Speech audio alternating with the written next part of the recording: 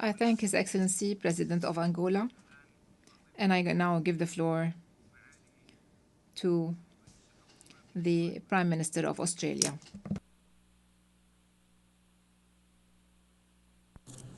President Macron, Your Royal Highness, Secretary-General, colleagues. In 1947, Australia was proud to be the first member of the United Nations to vote for the plan that made the modern state of Israel possible.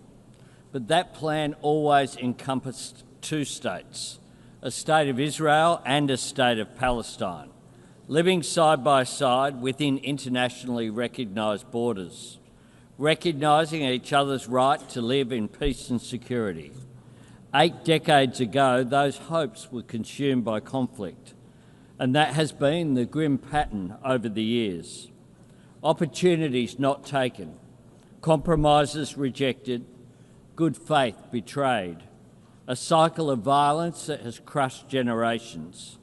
We saw that in the horrific events of October 7, 2023. Hamas terrorists descending on a festival promoting friends, love and infinite freedom to perpetrate atrocities. One Australian, Galit Carbone, was among those killed. Australia embraces all who carry the weight of grief. We repeat our call for the hostages to be returned immediately and with dignity. And we stand with Jewish people everywhere who feel the cold shadow of history's darkest chapter in any act of anti-Semitism. Throughout this conflict, Australia has supported calls for a ceasefire because every innocent life matters. Every Israeli life, every Palestinian life. Right now, Gaza is in the grip of a humanitarian catastrophe, and the Israeli government must accept its share of responsibility.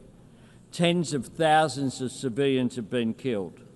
Desperate people, including children, denied vital aid. Aid workers killed, including Australian Zomi Frankham.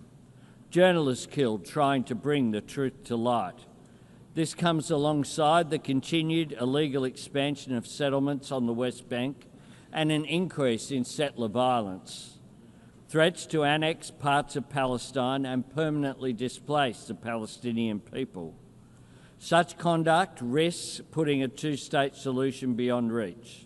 That is where the current road leads. We must choose a different path. We must break this cycle of violence and build something better.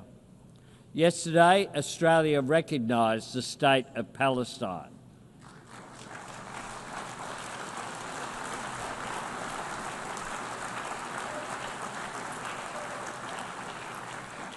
We have been clear.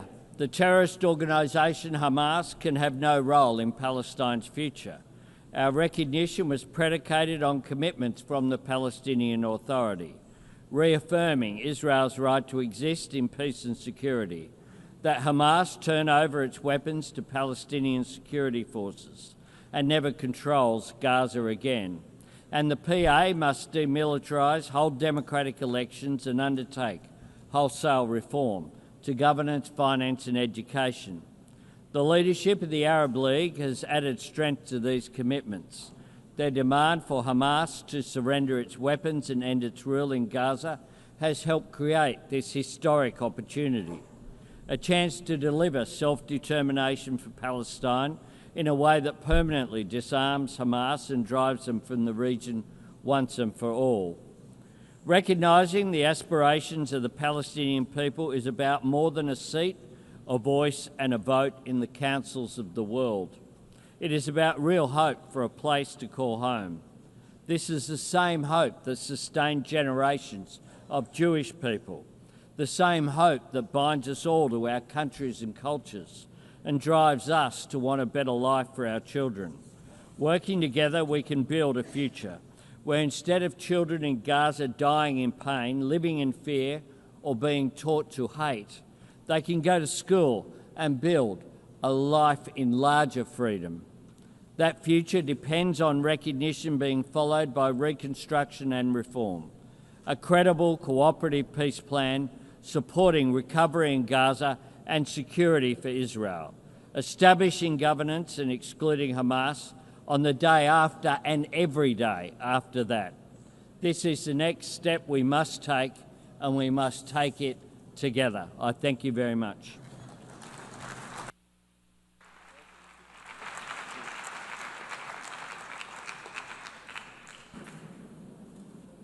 I would like to thank His Excellency and give the floor to His Excellency, the Prime Minister of Egypt.